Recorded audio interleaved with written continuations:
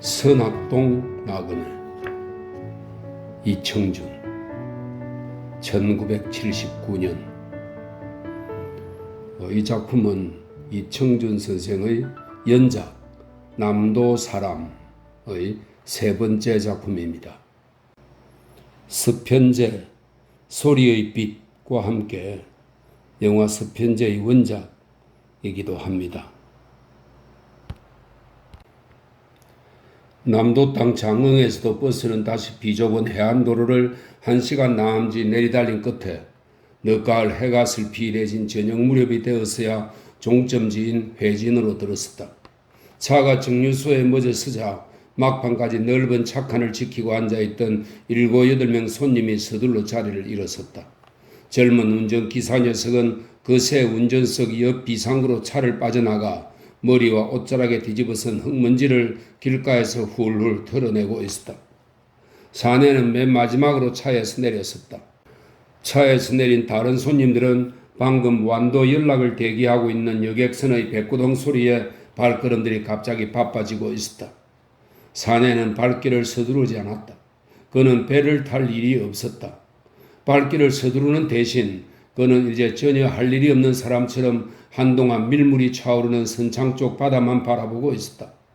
하다간 뒤늦게 무슨 할 일이 떠오른 듯 눈에 들어오는 근처 약방으로 발길을 황급히 재촉에 들어갔다. 약방에서 사내는 이마에 저녁 별 조각을 받고 앉아있는 젊은 아낙에게 바카스 한 병을 샀다. 그 스름돈을 내주는 여자에게 그가 물었다. 아주머니, 요즘 물때가 저녁 만족했지요? 그러겠지라우. 보름을 지낸 지가 엊그제니까요. 지금도 아마 물이 거의 차 올랐을 텐디요. 그 스름돈을 내주며 묘하게 게으르고 근성스러워 들리는 사투리의 여자에게 사내가 다시 재우쳐 물었다. 선악동 쪽에 하룻밤 묵어 갈 만한 곳이 있을까요? 옛날엔 그쪽 길목에 술도 팔고 밥도 먹여주는 조그만 주막이 하나 있었던 걸로 기억합니다만. 여자는 그제야 쉰 길을 거의 다 들어쓰고 있는다는 사내의 행색을 새삼 눈여겨보는 듯 했다. 하지만 그녀는 어딘가 짙은 피곤기 같은 것이 어려있는 사내의 표정과 흐름한 몰골에 금세 흥미가 떨어지는 어조였다. 손님도 아마 선악동이 첫 길은 아니신가 본디 그야 사람 사는 동네에 하룻밤 길손 묵어 갈 곳이 없을랍디요. 동네로 건너가는 길목에 아직 주막도 하나 남아있고요. 사내는 바카스병을 열어 아내 것을 마시고 나서 곧 약국을 나왔다. 그러고는 이내 선창거리를 빠져나가 선악동 쪽으로 늦은 발길을 재촉에 나서기 시작했다. 서쪽 산마루 위로 낙조가 아직 한 뼘쯤 남아 있었다. 서둘러 가면 늦진 않겠군. 사내는 혼자 중얼거리며 걸음걸이에 한층 속도를 주었다. 이곳을 지난 것이 30년쯤 저쪽 일이던가? 그때 기억에 따르면 선악동까지는 이 회진포에서도 아직 십리길은 좋게 떼고 남은 거리였다. 해안으로 그 십리길을 모두 걸어 닿아야 할 필요는 없었다. 이쪽 길목이 아직 주막이 남아있다면 그 선악동을 물 건너로 바라볼 수 있는 주막까지만 닿으면 되었다. 하다못해 선악동 포구를 내려다 볼 수 있는 돌고개 고빗길만 돌아서게 되어도 그만이었다. 하지만 해안으로는 어쨌거나 선악동을 보아야 했다. 선악동과 선악동을 감싸안고 뻗어내린 물 건너 산자락을, 그 선악동 산자락을 거울처럼 비춰 올릴 선악동 포구의 만조를 놓치지 말아야 했다. 사내는 갈수록 발길을 서둘러댔다. 한동안 물깃을 따라돌던 해변길이 이었고 산길로 변하였다. 선악동으로 넘어가는 돌고개 산길이 시작되고 있었다. 왼쪽으로 파란 회진포의 물길을 내려다보며 산길은 소나무숲 무성한 산구비를 한참이나 구불구불 돌아 나가고 있었다. 쏴쏴 솔바람 소리가 제법 시원스럽게 어우러져 들었으나 갈 길이 조급한 사내의 이마에선 땀방울이 송글송글 돋아났다. 붕 왼쪽 눈아래로 때마침 포구를 빠져나가는 완도행 여객선의 바쁜 뱃길이 그림처럼 내려다 보였다. 사내는 여객선의 긴 백고동 소리에 조차 공연히 마음이 쫓기는 심사였다. 그는 여객선과 시합이라도 벌이듯 허겁지겁 산길을 돌아들었다. 하지만 여객선의 속력과 사내의 걸음걸이는 처음부터 상대가 될 수 없었다. 배는 순식간에 포구를 빠져나가 넓은 남해바다를 향해 까맣게 섬 기슭을 돌아서고 있었다. 산에도 이젠 그의 마지막 상구비를 돌아들고 있었다. 선악동 쪽으로 길을 넘어설 돌고개 모롱이가 눈앞에 있었다. 산에는 새삼 표정이 긴장되기 시작했다. 산길이 제법 높아 그런지 저녁 해가 회진 쪽에서보다 아직 한 뼘 길이나 더 남아 있었다.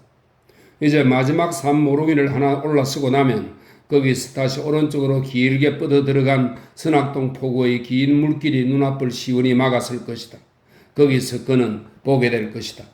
장삼자락을 길게 벌려 선악동을 쌓아는 도성형국의 관음봉과 만주에 실려 완전히 모습지어 오를 그 신비스러운 선악의 자태를, 그리고 재수가 좋으면 어쩌면 듣게 될 것이었다. 그 도성의 품속 어디선가로부터 둥둥둥둥 포구를 울리며 물을 건너오는 살령의 북소리를, 그리고 그 종적모를 여자의 한스런 후일땀을. 사내는 억누를 숫는 기대감 때문에 발걸음마저 차츰 더디어져 가고 있었다. 하지만 사내에겐 오래 망설여댈 여유가 없었다. 그는 긴장한 자신을 달래기 위해 심호흡을 한번 크게 내뱉고 나선 이내 성큼성큼 마지막 산모롱이를 올랐었다. 순간 사내의 얼굴 표정이 크게 흔들렸다. 눈앞에 펼쳐진 풍광이 너무도 의외였다. 돌고개 너머론 또 한 줄기 바다가 선악동 앞까지 길게 뻗어 들어가 있어야 했다. 물이 있어야 할 곳에 물이 없었다.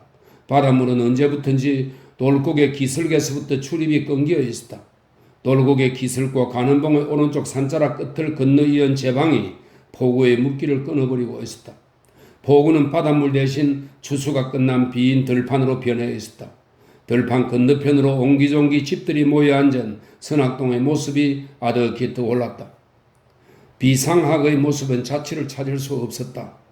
둥둥 관음봉 지심에서부터 물을 건너 울려온다던 그 살령의 북소리도 들려올 리 없었다.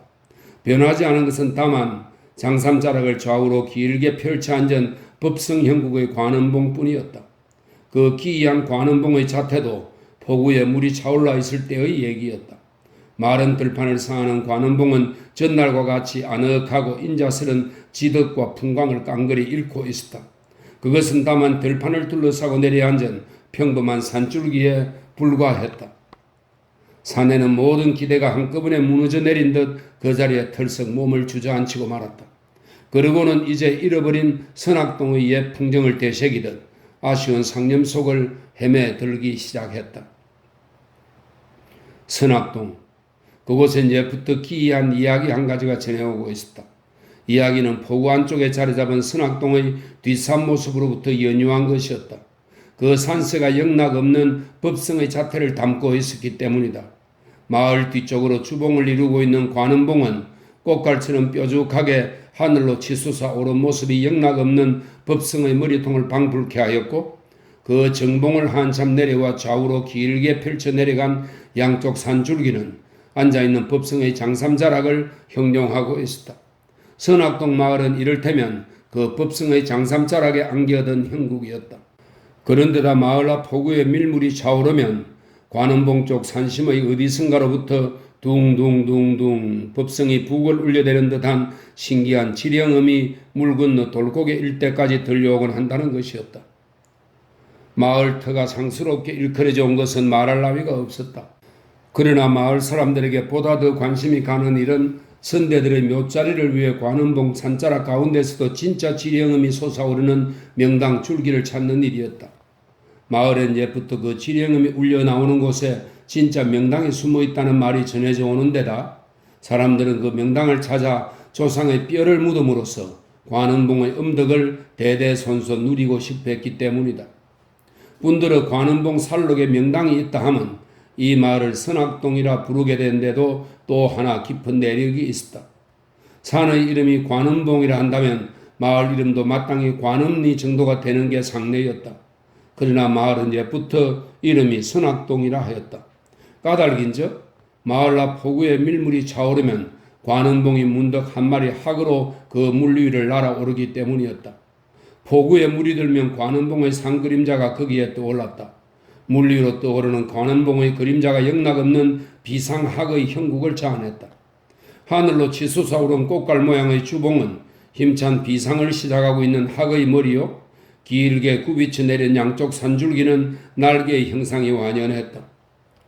폭우에 물이 차오르면 관음봉은 그래 한 마리 학으로 물 위를 떠돌았다. 선악동은 날아오르는 학의 품 안에 안긴 마을인 셈이었다. 동네 이름이 선악동이라 불리게 된 연유였다. 그리고 그런 연유로 관음봉의 명당은 더욱 굳게 믿어지고 있었다.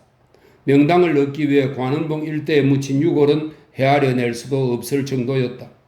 그러나 이제는 그 폭우에 물길이 막혀 있었다.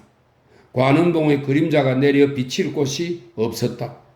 폭우의 물이 말라버림으로 하여 이제는 더 이상 관음봉이 한 마리 선악으로 물 위를 날아오를 수 없게 된 것이었다. 관음봉은 이제 날개가 꺾여 주저앉은 새였다. 그것은 이제 꿈을 이룬 산이었다. 사방은 어느새 저녁 어스름이 짙게 젖어 들어오고 있었다.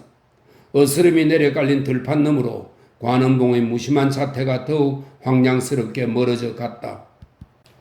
쏴, 쏴. 솔바람 소리가 시시각각으로 짙은 어둠을 몰아왔다. 사내는 그제서야 자리에서 일어섰다. 그리고 비로소 생각이 난 듯이 뻗어내려간 들판과 어둠 속으로 눈길을 천천히 훑어내리기 시작했다. 이제 여자의 소식을 만날 희망 따윈 머리에서 깡그리 사라지고 없었다. 고을 모습이 너무도 많이 달라져 있었다. 선악동엔 이제 선악이 날지 않았다. 학이 없는 선악동을 여자가 일부러 지나쳤을 리 없었다. 하지만 이제 날이 너무 어두워지고 있었다. 그리고 기왕 나를 잡아 나선 길이었다. 주막에서 하룻밤을 묵어갈 수밖에 없었다. 약국 여자가 일러준 대로 주막은 금세 찾아낼 수 있었다. 산길이 들판으로 뻗어내려간 솔밭 기슭에 10여 가오 정도의 작은 마을이 하나 새로 생겨나 있었다. 폭우를 막아 들판이 되면서 길목 따라 생겨난 마을인 듯 했다. 사내는 휘청휘청 힘없는 걸음걸이로 산길을 내려갔다. 주막은 마을 초입계에 마른 버섯처럼 낮게 쪼그려 붙어 앉아 있었다. 초가 지붕을 인 옛 그대로의 모습이 어슴풀의 기억 속에 되살아났다. 사내는 그 엄습하고 쇠락한 주막집 사리문 안으로 무심히 들었었다. 주인장 계십니까? 사내의 인기척에 어두운 부엌 쪽에서 인의 한 중년 연배의 안악이 치맛자락에 물 묻은 손을 훔치며 나타났다. 얼핏 보아하니 기억이 전혀 떠오르지 않는 얼굴이었다. 주막집 주인이 바뀐 모양이었다. 하기야 그 무렵에 이미 쉰 고개를 훨씬 넘어서고 있던 주막집 노인이었다. 30년이면 강산이 변해도 3번은 변했을 세월이었다. 그때의 노인이 아직 주막을 지키고 남아있을 리 없었다. 목 좀 축일 수 있겠소? 그는 별 요량도 없이 안악에게 말했다. 약주를 드시려고요? 안악은 왠지 그리 달갑지 않은 어조로 그에게 되물어봤다. 그럽시다. 사내는 그의 근성으로 대꾸하고 나서 마루 위로 털썩 몸을 주저앉았다. 갖다 놓은 지가 며칠 되어서 술이 좀 안 좋을 것인데 그래도 괜찮겠소? 안악은 마치 술을 팔기 싫은 사람처럼 한 번 더 다짐을 주고 나서야 부엌 쪽으로 몸을 비켜나갔다. 안악의 태도는 웬일인지 늘상 그런 식이었다. 잠시 후 안악이 초라한 목판 위에다 김치 보시기 하나와 술 두든 자를 얹어 내어왔을 때 사내가 다시 안악에게 말했다. 어떻게 저녁 요기도 좀 함께 부탁드릴 수 있겠소? 안악은 이번에도 주막집 옆에 내답지 않게 심드렁한 소리로 되물어봤다. 왜 이 고을이 초행길이신 게라우? 예, 초행길이나 다름없습니다. 그래 오늘 하룻밤을 여기서 아주 묵고 갔으면 싶소만. 내친 김에 사내가 다시 밤까지 묵고 갈 뜻을 말했으나 안악은 역시 마음이 금방 내키우지 않는 표정으로 그의 눈치만 살피고 있었다. 왜 묵고 가기가 어렵겠소? 사내가 재차 묵고 들자 안악은 그제서야 마지못한 듯 반허락을 해왔다. 글씨 요새 밤을 묵고 가신 손님이 통 없어 놓았어요. 상차림새도 마땅치 않고 잠자리도 험할 것인데 그래도 손님이 좋으시다면 할 수 없지라우? 사내는 그래도 상관이 없노라고 했다. 그게 돈 받고 남의 시중 들어주는 남도 사람들의 소박한 자존심이나 결백성 때문이거니 여기며 그 역시 마음속에 크게 괴념을 안으려 했다. 선악동 포구가 그새 모두 들판이 되었는데도 형편들은 거리 나아지질 못한 것 같군요.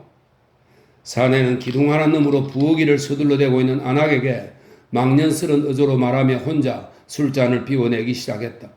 그런데 그 소리가 인연이 되어 사내와 안악 사이에 오간 몇 마디가 뜻밖의 인물을 불러내고 있었다. 그것이 우리 같은 길갓집 살림이야 고을 인심의 길에 사는 처진디 들농사가 는다고 그런 인심까지 함께 늘지는 않는갑습디다. 주막집 안악은 사내가 말한 뒤 1시경이나 지나서 솔불 연기 사이로 꾸중물통을 한 손에 들고 서서 잠시 지난 날의 주막이를 푸념섞어 들춰냈다. 그야 한 12년 전엔 포구일 때문에 공사판 사람들이 줄을 서가며 찾아들 때도 있긴 했지만 그것도 그저 그 한때뿐 공사가 끝나고는 그만 아니었겠소? 설악동에 학이 날지를 못하게 됐으니 그런가 보군요.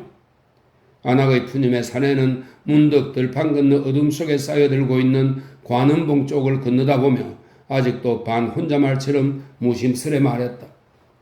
선악동은 이제 이름뿐 아닙니까? 관음봉이 그림자를 들이올 물을 잃었으니 학이 이제는 날아오를 수가 없지요. 그래 항마을은 학이 날지를 못하게 됐으니 인심이 그렇게 말라든 거 아니겠소?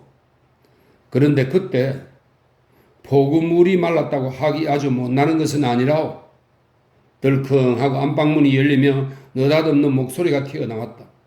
말꼬리를 입고 나서는 품이 여태까지 문 뒤에서 바깥 얘기를 귀담아 듣고 있었음이 분명했다. 주인 사내쯤 되는 것 같았다. 그는 어느새 등불까지 켜들고 인사말도 없이 불쑥 손에게로 다가왔다.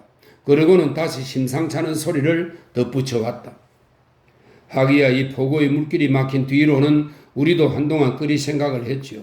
물이 마른 포구에 진짜로 관음봉이 그림자를 들이올 수는 없었으니까요. 하지만 요새는 사정이 다시 달라졌어요. 노영은 보실 수가 없을지 모르지만 이 물도 없는 포구에 학이 다시 날기 시작했으니까요. 주인 사내는 말을 하면서도 왠지 이쪽 표정을 무척이나 세심하게 살피고 있는 기미가 역력했다. 하더니 그는 마침내 어떤 확신이 선 듯 그래 어느 구석인가는 오히려 시치미를 떼고 있는 듯한 어조로 손의 호기심을 돋우고 들었다. 연전에 한 여자가 이 동네를 찾아들었지요. 그 여자가 지나간 다음부터 이 고을에 다시 학이 날기 시작했어요. 헌디 손님도 아마 오래전부터 이 선악동의 비상학 얘기를 알고 계셨던 모양이지요. 죽었던 학이 다시 날기 시작했다. 한 여자가 이 고을을 찾아들고 나서부터 사내에게 비로소 어떤 질긴 예감이 움직여오기 시작했다. 사내의 말투는 어딘지 이미 이쪽 마음속을 환히 꿰뚫고 있는 것만 같았다. 그리고 일부러 그의 궁금증을 충동질 내오고 있는 것 같았다. 하지만 그보다 사내가 긴장한 것은 그가 켜들고 온 희미한 불빛 아래로 주인 사내의 얼굴을 보았을 때였다. 불빛에 드러난 사내의 얼굴엔 이미 초로의 피곤기 같은 것이 짙게 어려들고 있었다. 하지만 그는 금세 사내의 붉어진 광대뼈와 짙은 두 눈썹 모습에서 까맣게 잊고 있던 한 소년의 모습을 떠올릴 수 있었다. 그는 긴장감 때문에 가슴이 새삼 두근거려 오기 시작했다. 그리고 그런 경우에 늘상 그래왔듯이 목소리를 잔뜩 낮추었다. 그거 참 듣던 중 희한한 얘기로군요. 아닌 게 아니라 나도 이 선악동 비상학 얘기는 오래전에 한번 들은 일이 있었소만은 그래 어떤 여자가 이 고을을 다녀갔길래 가라앉아버린 학을 다시 날아오르게 했단 말이요? 사내는 선악동을 찾은 것이 허사가 되지 않을 것 같았다. 주인은 손에게 너무도 많은 기대를 갖게 했다. 손은 주인에게 은근히 여자의 이야기를 졸라댔다. 그는 여자가 선악동의 학을 다시 날아오르게 한 사연을 몹시도 듣고 싶어 하였다. 주인은 그러나 거기서부터는 왠지 이야기를 쉽게 털어놓으려 하지 않았다. 그는 손앞에서 새삼 이야기의 서두를 망설이고 있었다. 그거 뭐 노영한테는 상관이 되는 일도 아닐 텐데요. 이따 저녁욕이나 끝내고 나시거든 심심파적으로나 들려드릴까. 이야기를 잠시 피해두고 싶은 듯 자리까지 훌쩍 비켜버리는 것이었다. 그러나 손쪽도 이제는 짐작이 있었다. 주인 사내는 손이 그토록 이야기를 듣고 싶어하는 연유조차도 묻질 않았다. 그러나 그 주인 역시도 어딘지 이제는 손앞에서 여자의 이야기를 털어놓고 싶은 기미가 역력했다. 작자는 짐짓 손의 조바심을 도드리는 게 분명했다. 사내의 짐작은 과연 옳았다. 주인 사내는 그새 어디 마을이라도 나간 듯 손이 그럭저럭 저녁상을 물린 다음까지도 통 모습을 나타내지 않았다. 그래 혼자 술청 뒷방에서 막막한 예감에 부대끼던 사내가 참다 못해 다시 앞마루로 나가보니 작자가 또 어느새 소리도 없이 그곳에 돌아와 있었다. 분들어 그는 어느새 술상까지 마루로 내받고 있었는데 그것도 여태 손이 나오기를 기다리고 있었던 듯 빈 술잔 한 개를 남겨두고 있었다. 그리고 비로소 손이 나타나자 그는 이번에도 말이 없이 남은 술잔을 다짜고짜 손 앞으로 채워 건넸다. 손도 말없이 주인 건너편 술상 앞으로 자리를 잡고 걸터 앉았다. 보름 지난 달빛이 들판을 가득 내려 비추고 있었다. 등잔불도 없는 술자리가 달빛으로 밝기가 그만저만하였다. 손이 이었고 술잔을 비워내어 주인에게 건넸다. 그러자 주인도 자기 앞의 술잔을 손에게로 비워 건네며 재물에 먼저 입을 열어오기 시작했다. 그러니까 지금서부터 한 30년 전 내가 이 술집에서 술 심부름을 하고 지내던 시절이었죠. 주인은 이제 앞뒤 사정을 제쳐놓고 단도직입적으로 어렸을 적 이야기를 꺼내었다. 손으로선 다소 갑작스런 이야기가 아닐 수 없었다. 주인이 거두절미 어렸을 적 얘기를 꺼낸 것처럼 손 쪽도 무언가 이미 예상을 하고 있었던 듯 표정이 그리 서러 보이지 않았다. 어느 해 가을이던가 이 집에 참 빼어난 남도 소리꾼 부녀가 찾아든 일이 있었어요. 머리가 반백이 다 되어간 늙은 아비하고 이제 10살이 넘었을까 말까한 어린 계집아이 부녀였는데 철모를 적에 들은 기억이지만 양쪽이 모두 명창이로다 소리가 좋았죠. 주인은 제법 소중스레 간직해온 이야기를 털어놓듯 목소리가 차츰 낮게 가라앉아가고 있었다.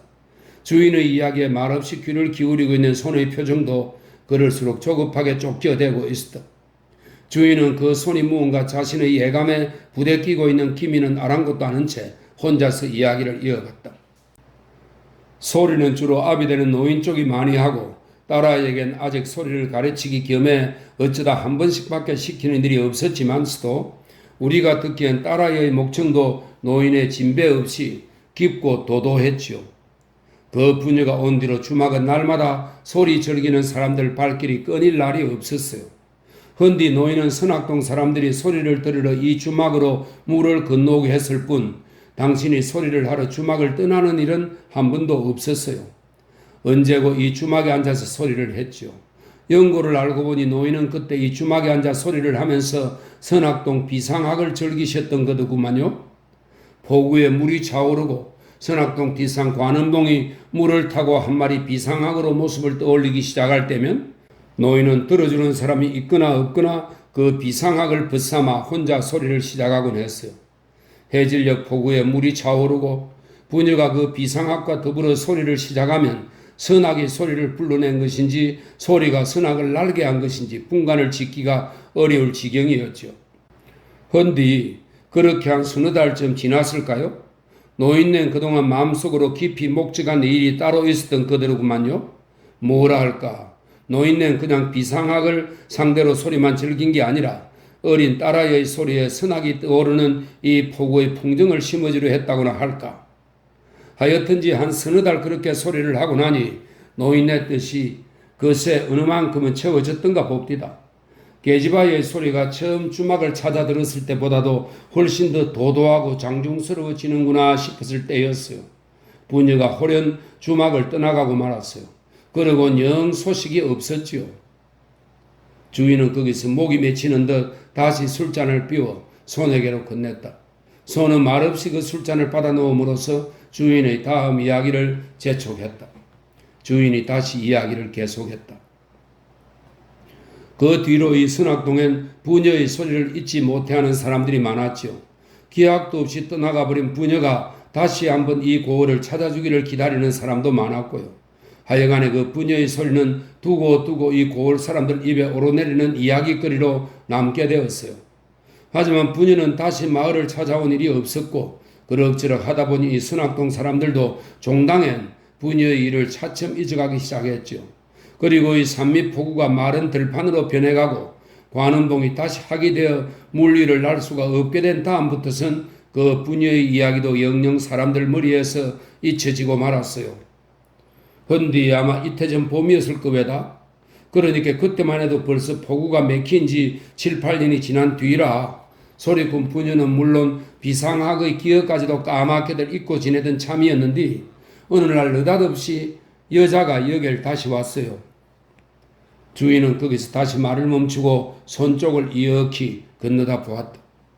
이야기가 바야흐로 제줄기로 접어들고 있었다. 손 쪽에서도 이젠 더 이상 조용히 예감을 견디고만 있기가 어려워진 것 같았다.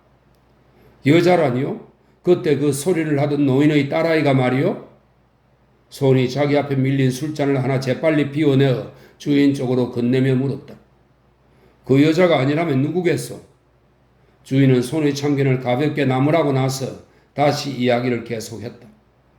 그새 많이 장성을 하였더구만요. 아니 장성을 했다기보다는 소리에 세월이 많이 배어들었어요.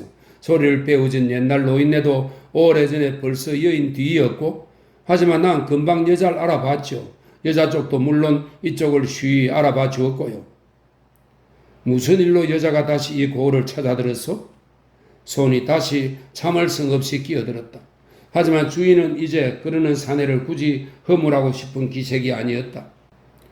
그야 우선은 옛날 선악동의 비상학을 한 번 더 찾아보고 싶어서였겠지요.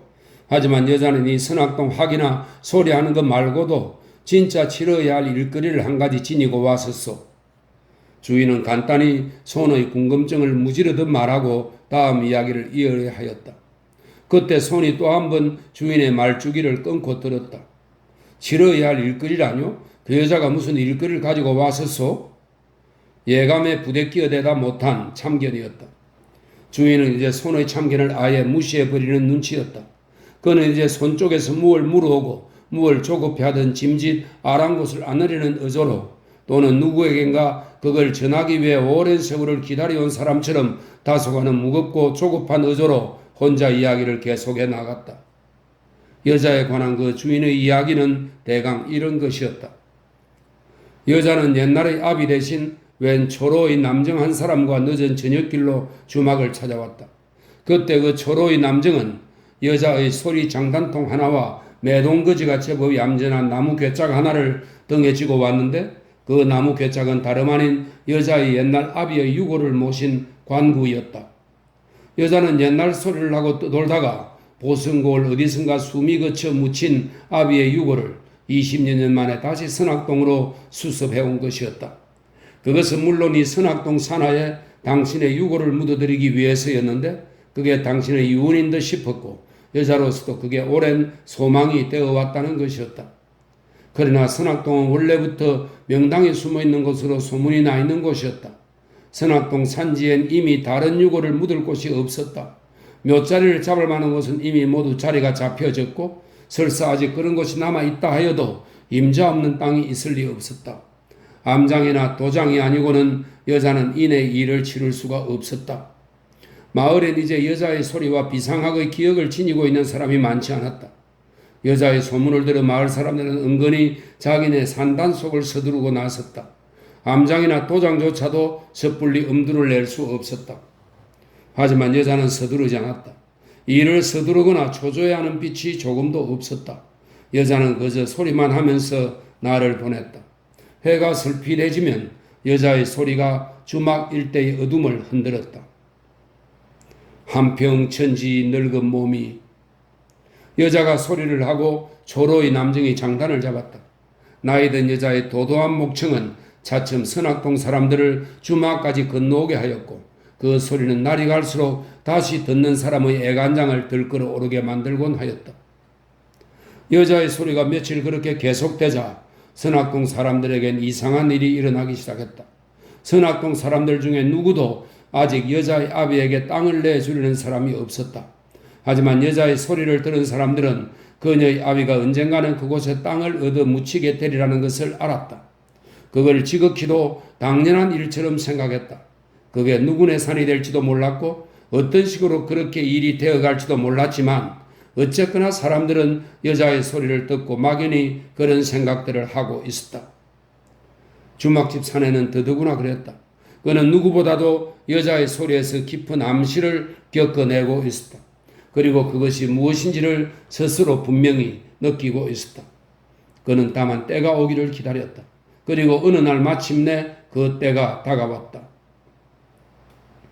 쑥대머리 귀신형용 정막 옥방 홀로 앉아. 어느 날 밤 그날 사말고 여자는 유난히 힘을 들여 소리를 하였다. 그리고 자정이 넘어서야 여자는 간신히 소리를 그쳤고 선악동 사람들도 들판을 건너갔다. 마을 사람들이 모두 잠자리를 찾아 들판을 건너간 다음 여자가 마침내 주막을 나섰다. 초로의 남정에게 아비의 유고를 지워 밤길을 앞세우고 서였다. 그리고 그것으로 여자는 그만 다시는 주막으로 돌아오지 않았다. 어디엔가 아비의 유고를 함장하고 그 길로 선악동을 떠나가 버린 것이었다. 헌디 괴이한 것은 여자가 떠나간 뒤의 이 선악동 사람들이었어요. 주인은 이제 그쯤에서 이야기를 거의 끝내가고 있는 것 같았다. 그는 이제 마을 사람들의 괴이한 태도로 이야기의 마무리를 지어나갔다. 하룻밤 사이에 여자가 갑자기 동네를 떠나가 버렸는데도 그 여자의 일에 대해서는 아무것도 서로 묻는 법이 없었거든요. 언젠가는 여자가 을에 그런 식으로 떠나갈 줄 알고 있었던 듯이 말이요. 이를테면 사람들은 여자가 어떻게 마을을 떠나간 건지 사연을 모두 짐작한 거지요. 그리고 급히니 외려 다행스러운 일이란 듯이 일부러 입들을 다물어 준 거라고. 하니까 여자가 그날 밤 그런 식으로 아비의 유고를 숨겨 묻고 간 지가 수년이 지난 지금까지 아무에게도 그것이 알려지질 않았죠. 글쎄 어떤 사람들은 혹 그것을 알고 있는지도 모를 일이기는 하지만 알고 있거나 모르고 있거나 도대체가 그 일에 대해서는 말들이 없거든요. 주인은 그쯤 이야기를 끝내고 나서 손의 기색을 살피기 시작했다. 손은 이제 입을 다물어 버리고 있었다. 주인도 손도 거기서 한동안 서로 말이 없었다. 뒷산 솔밭을 스쳐가는 바람 소리마저 어느새 고저녁이 잦아들고 있었다. 술 주던 자도 이젠 바닥이 나 있었다. 한데도 주인에겐 아직 해야 할 이야기가 남아 있었던 것일까? 그는 빈 주전자를 들고 말없이 자리를 일어서서 부엌으로 나가 새로 술을 하나 가득 담아왔다. 그러고는 손과 자신의 술잔을 채우고 나서 가만히 손 쪽의 표정을 살피고 있었다. 이번에는 뭔가 손 쪽에서 입을 열어올 차례라는 듯 그를 기다리는 기미가 역력했다. 손의 침묵은 의외로 완강했다. 그는 여전히 혼자 생각에만 골몰하고 있었다. 이제는 어떻게 피해 나갈 수가 없는 자신의 예감에 입술이 오히려 굳어붙고 있었다. 하지만 그는 결국 주인의 침묵을 이겨낼 수 없었다. 그 여자 아마 앞을 못 보는 장님이 아니었소? 말없는 주인의 강요에 견디다 못해 손이 마침내 한숨을 토하듯 주인에게 물었다. 어딘지 이미 분명한 짐작을 지닌 말투였다. 아니 그는 을의 사실이 그러리라 스스로 확신해버린 듯 주인의 대답조차도 기다리는 표정이 아니었다. 그러자 주인은 여태까지 손에게서 그 한마디를 듣기 위해 그토록 긴 이야기를 했었던 듯 조급한 의조로 시인해왔다. 아 그랬죠. 내가 여태 그걸 말하지 않고 있었던가? 그 여자는 앞을 못 보는 장님이었다고. 그래 그 노인이 여자의 앞을 인도하고 다니면서 손발 노릇을 대신해 주었죠. 그러나 그 주인의 의조에는 아직도 어딘지 시치미를 떼고 있는 구석이 있는 것 같았다. 그는 손이 말도 듣기 전에 여자가 어떻게 장님인 줄을 알고 있었는지도 묻질 않았다. 그것은 주인 쪽도 손이 그러리라는 걸 미리 알고 있었거나 아니면 짐짓 그렇게 모른 척에 넘기고 있음이 분명했다. 손 쪽도 주인의 그런 태도엔 새삼 이상스러워지는 느낌이 없는 것 같았다. 말이 오가는 게 오히려 부질없는 노릇 같았다. 두 사람은 다시 내밀한 침묵으로 할 말을 모두 대신하고 있었다. 그러다 이었고 손 쪽이 먼저 자탄을 해왔다. 부질없는 일이요. 부질없는 일이에요. 선악동엔 이제 확인하지 못하는데 학없는 선악동에 여자가 아비의 유고를 묻고 간 것이 무슨 소용이 닿는 일이겠소. 손은 그저 그 몇 마디뿐 자탄의 소리가 안으로 잦아지듯 다시 입을 다물고 말았다. 하지만 주인은 이제 그것으로 모든 게 족한 모양이었다. 손은 아직도 여자와 자신의 인연에 대해서는 분명한 말이 한마디도 없었다. 하지만 그는 이제 확인하지 못하는 선악동에 아비의 유고를 묻고 간 여자의 일을 제일처럼 못내 안타까워하고 있었다. 주인은 그것으로 모든 일이 분명해진 것 같았다. 그리고 그것으로 만족한 것 같았다. 그가 다시 입을 열기 시작했다. 아니, 노영은 아까 내 얘기를 잊었구만요. 여자가 한 일은 부질없는 것이 아니었어요. 여자가 간 뒤로 이 선악동엔 다시 학이 날기 시작했다니까요. 여자가 이 선악동에 다시 학을 날게 했어요. 포구물이 막혀버린 이 선악동에 아직도 학이 날고 있는 것을 본 사람이 그 눈이 먼 여자였으니 말이요. 주인은 이번에야말로 선악동에 다시 학이 날게 된 사연을 이야기하기 시작했다. 눈이 먼 여자가 누구보다 먼저 선악동의 학을 다시 보기 시작했다. 그것은 어딘지 허황하고 기이한 이야기가 아닐 수 없었다. 하지만 그에게 그런 믿음이 있었기 때문일까? 그는 한번 이야기를 시작하자 이번에는 손 쪽의 기미는 전혀 아랑곳을 안 하려는 시기였다. 손님 쪽이 어떻게 이야기를 듣고 있던 그는 필시 자기가 지니온 이야기들을 모두 털어놓고 말 결심을 한 사람처럼 혼자서 열심히 이야기를 이어나갔다. 손은 다시 입을 다문 채 주인의 이야기에 귀를 기울였다. 주인의 이야기는 한마디로 그 여자가 자신의 노랫가락 속에 한 마리 학이 되어간 이야기였다. 가지마오 가지마오 심낭자 가지마오. 여자는 날마다 소리만 하고 지내고 있었다. 한 며칠을 그렇게 지내다 보니 여자는 그저 아무 때고 하고 싶은 소리를 하는 게 아니었다. 여자의 소리는 언제나 포구박 바다에 밀물이 들어오는 때를 맞추고 있었다. 그것도 마치 성한 눈을 지닌 사람이 바닷물이 차오르는 포구를 내려다 보는 듯한 눈길로 반드시 마룻개로 자리를 앉아 잡고 서였다. 어느 날 해질녘의 일이었다. 사내가 잠시 마을을 건너갔다 돌아와 보니 그날도 또 여자와 노인이 소리채비를 하고 앞마룻개로 나앉아 있었다. 주인 사내는 눈먼 여자의 주위를 흩트리지 않으려고 무심결에 발소리를 죽이며 사리박에서 잠시 두 사람의 동정을 기다렸다. 그런데 사내는 거기서 차츰 괴이한 생각이 들기 시작했다. 여자에게선 이내 소리가 시작되어 나오질 않았다. 여자와 노인 사이에선 한동안 사내가 알아들을 수 없는 기이한 문답만 오가고 있었다. 문답은 주로 여자가 묻는 쪽이었고 노인은 그걸 듣고 따르는 쪽이었다. 오늘은 음력 초이틀 물이지요? 여자가 무엇인가 열심히 귀를 기울이며 노인에게 물었다. 아마 그렇지? 노인이 여자의 얼굴을 들여다보며 다소간 방심스레 대답했다. 그러자 여자가 가만히 고개를 끄덕이며 혼잣말처럼 말했다. 그새 벌써 물이 많이 차올랐어요. 물이 차오르는 소리가 귀에 들려요. 그러고 나서 여자는 밤마장이나 떨어진 방둥 너머 바닷물 소리가 귀에 들려오는 듯 한동안 더 주의를 모으고 있었다. 사내가 따져보니 아닌 게 아니라 물때가 거진 만조 무렵에 가까워지고 있었다.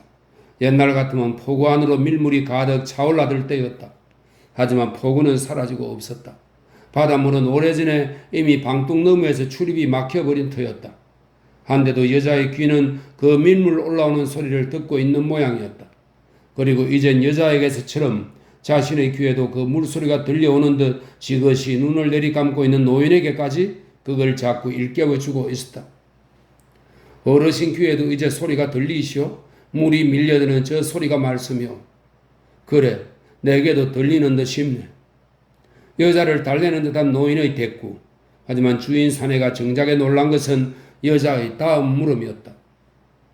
물소리가 들리시면 어르신도 그럼 그 물위를 나는 학을 보실 수가 있겠구만요. 여자는 노인에게 묻고 나서 방금 자기 눈앞에서 날개를 펴고 떠오르는 학을 굽어보고 있기라도 하듯 머릿속 전경을 그려 보였다. 포구에 물이 가득 차오르면 건너편 관음봉이 물 위로 내려와서 한 마리 학으로 날아오르질 않겠소. 어르신도 그걸 볼 수 있으시겠소? 그래, 이제는 나도 보이는 듯 싶네. 이 포구에 물이 차오르고 건너편 산이 그 물 속에서 완연한 학으로 떠오르는 듯 싶으네. 노인은 한사코 여자의 뜻을 따라 자신의 눈과 귀를 순종시키고 싶어하는 대답이었다. 그러자 여자는 정작으로 그 비상학을 쫓듯이 보이지도 않는 눈길로 들판 쪽을 한참이나 더듬어대었다.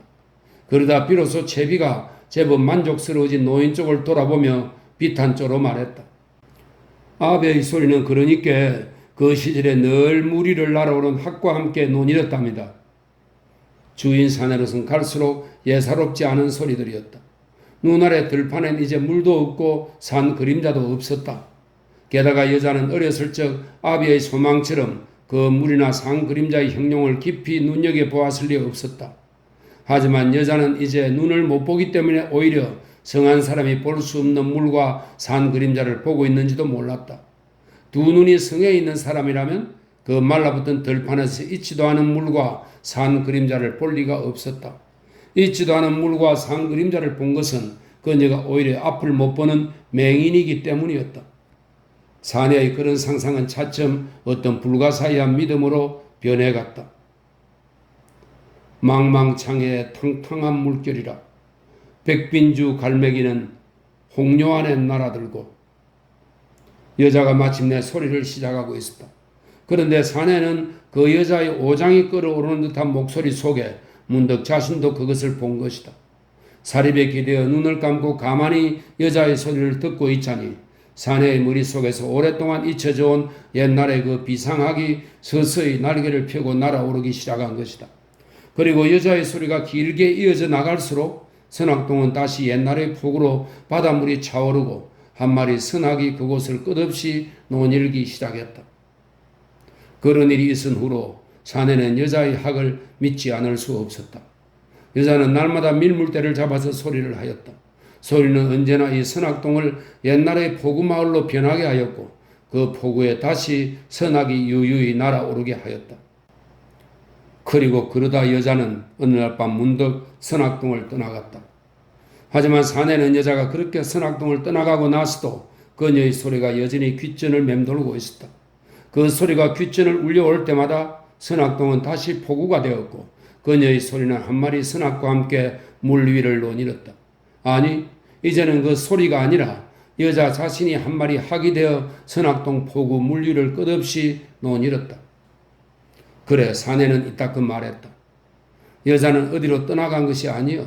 이 여자는 이 선악동의 학이 되어버린 거요. 학이 되어서 언제까지나 이 고을 하늘을 떠돈단 말이여. 여자가 그토록 갑자기 마을을 떠나버린 데 대한 아쉬움 때문이었을까. 주막집 이웃들이나 벌판 건너 선악동 사람들마저 사내의 그런 소리엔 그리 허물을 해오는 눈치가 없었다. 선악동 사람들은 여자가 모셔온 아비의 유고를 모른 채 해주듯 여자가 그렇게 주막을 떠나가고 나서도 그녀의 사연이나 간 곳을 굳이 묻고드는 일이 없었다. 분들은 주막집 사내가 이따금 그렇게 앞도 뒤도 없는 소리를 지끄려 대도 그러는 사내를 다타려 들기는커녕 오히려 그와 어떤 믿음을 같이 하고 싶은 진중한 얼굴들이 되곤 하였다. 손은 이제 완전히 녹초가 되어버린 표정이었다. 이따금 손을 가져가던 술잔마저 이제는 전혀 마음에 없는 모양이었다.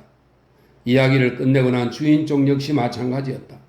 가슴속에 지니온 이야기들을 손 앞에 모두 털어놓은 것만으로 주인은 이제 자기 할 일을 다 해버린 사람 같았다. 손이 뭐라고 대꾸를 해오든 안 해오든 그로서는 전혀 괴념을 할 일이 아니라는 태도였다.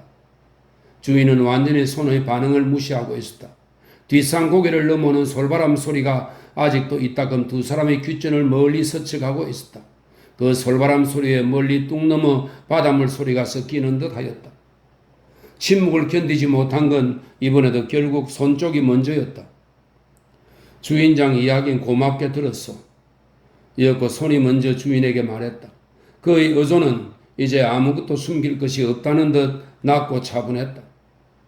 하지만 아까 이야기 가운데서 주인장께서는 일부러 사람을 하나 빠뜨려 놓고 있었지요. 주인이 달빛 속으로 손을 이렇게 건너다 보았다. 손이 다시 말을 이었다. 주인장 어렸을 적에 이 마을에 찾아들었다는 그 소리꾼 부녀의 이야기 말이오. 그때 그 어린 계집아이에겐 소리 장단을 잡아주던 오라비가 하나 있었을 겁니다. 그런데 주인장께서는 일부러 그 오라비 이야기를 빼놓고 있었지요. 추궁하듯 손이 주인의 얼굴을 마주 바라보았다. 주인도 이젠 더 사실을 숨길 것이 없다는 듯 고개를 두 번 깊이 끄덕여 보였다. 그렇지요. 난 그 오라비가 뒷날 늙은 아비와 어린 누이를 버리고 혼자 도망쳤다는 이야기까지도 여자에게 다 듣고 있었으니까요. 그렇다면 주인장은 그 오누이가 서로 아비의 피를 나누지 않은 남남 한 가지 사이란 것도 알고 있었겠구만요. 그리고 그 어린 오라비가 부녀를 버리고 떠난 것은 차마 그 원망스런 의붓 아비를 죽여 없앨 수가 없어서였다는 것도 말이요. 주인이 다시 고개를 무겁게 끄덕여 보였다. 그러자 손이 다시 물었다. 한데 주인장은 아까 무엇 때문에 불어 그 오라비의 이야기를 빼고 있었소? 그야 노영도 그 오라비를 알만한 사람이구나 싶었으니까요. 주인은 간단히 본심을 말했다. 그러고는 한마디 더 덧붙였다. 노영이 처음 비상하게 얘기를 꺼냈을 때 난 벌써 눈치를 채했거든요. 그렇다면 주인장께서 끝끝내 그 오라비를 모른 척하고 속일 참이었소? 아니, 그럴 생각은 아니었죠. 난 외려 이 2, 3년 동안 늘 그 여자의 오라비란 사람을 기다려온 걸요. 언젠가는 결국 그 오라비를 만나서 이야기를 모두 전해주리라. 그래야 무언지 내 도리를 다할 듯 싶었으니까요. 그 오라비가 이곳을 찾아올 줄 미리 알고 있었단 말이요. 여자가 그렇게 말을 했지요. 혹 오라비 되는 사람이 여기를 찾아와 소식을 물을지 모른다고. 그 여자는 분명히 그걸 믿고 있는 것 같았지요. 왜 처음부터 그 얘기를 안 했소? 주인장께서는 벌써 다 이런저런 사정을 속속들이 알고 있었으면서도 말이요. 그건 그 여자의 부탁이 있었기 때문이요. 그 여자는 오라비가 혹 이곳을 찾아오더라도 오라비가 자기 이야기를 물어오기 전에는 절대 이쪽에서 먼저 입을 떼어 말하지 말라는 부탁이었죠. 오라비가 정 마음이 괴로워 원망을 못 이긴 듯 싶어 보이기 전에 말이외다. 그래 난 그저 노영의 실토를 기다려온 거지요. 주인은 거기서 잠시 말을 끊고 손의 기색을 살폈다. 손은 이제 다시 입을 굳게 다물고 있었다. 말없이 뜰하의 달빛만 내려다보고 앉아있는 손의 얼굴에 새삼스런 회한의 기미가 사무치고 있었다. 주인이 그 손의 정안을 부축에 올리듯 느린 목소리로 덧붙이고 들었다. 하지만 이야기를 먼저 내놓지 말라던 것은 실상 여자가 남기고 싶었던 부탁이 아니었을 거외다. 여자는 그네의 오라버니가 여기를 찾아올 줄도 알고 있었고 이야기가 나올 줄도 알고 있었으니까요. 여자는 진짜 다른 부탁을 한 가지 남기고 갔다오. 오라버니에게 더 이상 자기 종적을 알려고 하지 말아달라고요.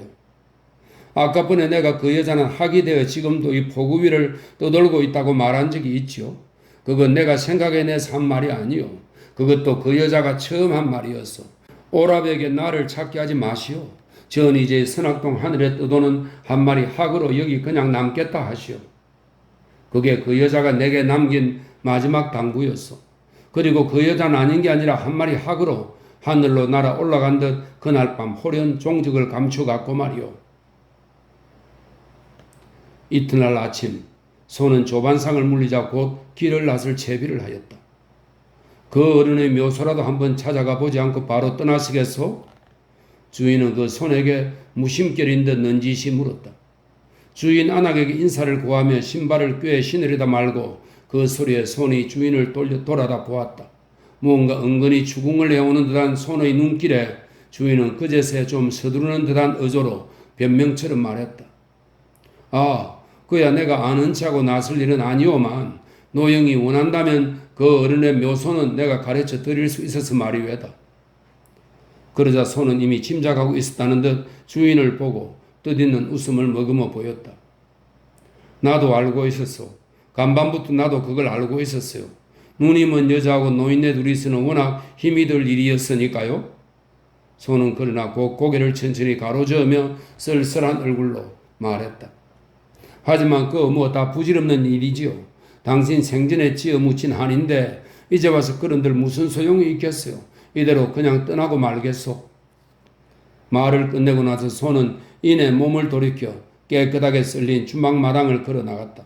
주인도 더 이상 그것을 손에게 권하지 않았다. 그는 말없이 손을 뒤따라 사립 앞으로까지 나갔다. 그러나 그는 아직도 무언가 미진한 것이 남아있는 사람처럼 거기서도 쉽사리 손을 보내지 못했다. 그래, 그 오라비는 그때를 마지막으로 누이를 다시 만날 수가 없었소? 그가 새삼 손에게 물었다. 아니랍니다.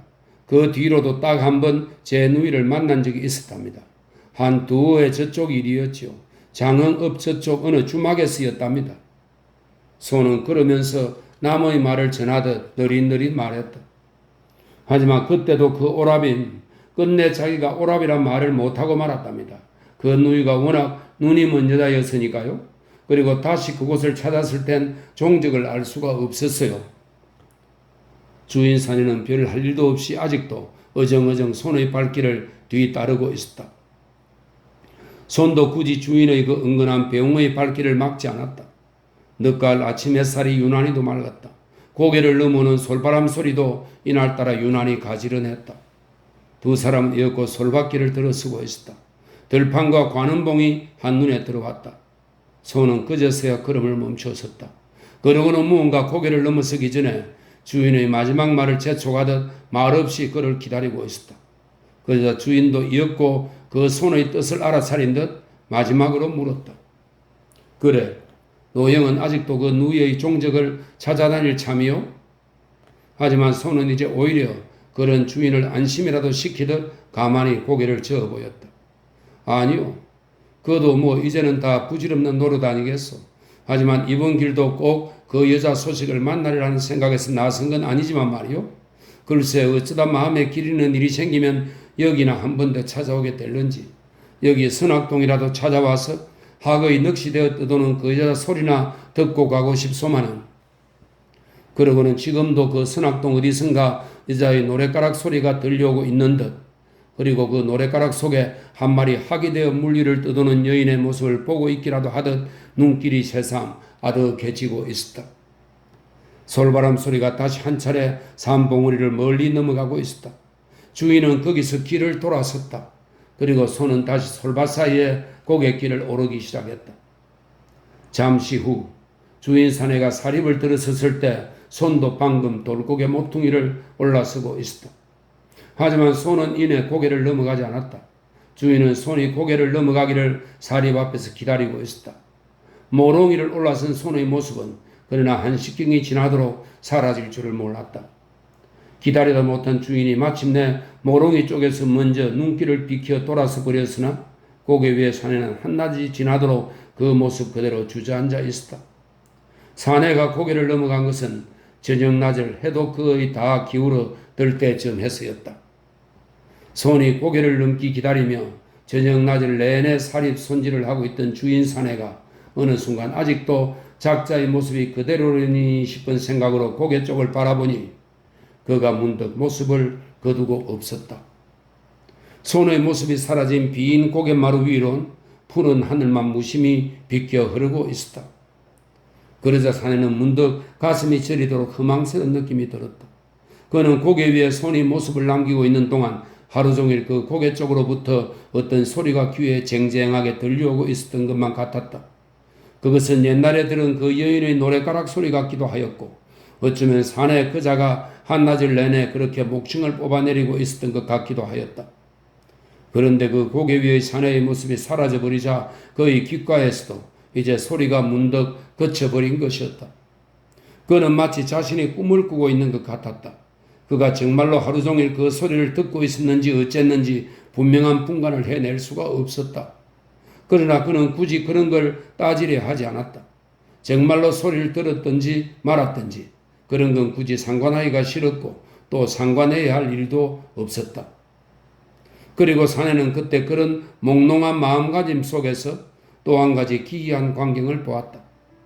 사내가 다시 눈을 들어 보았을 때 길손의 모습이 사라지고 푸르른만 무심히 비껴 오르는 고갯마루 위로 언제부턴가 백학 한 마리가 문득 날개를 펴고 솟아올라 빈 하늘을 하염없이 떠돌고 있었다.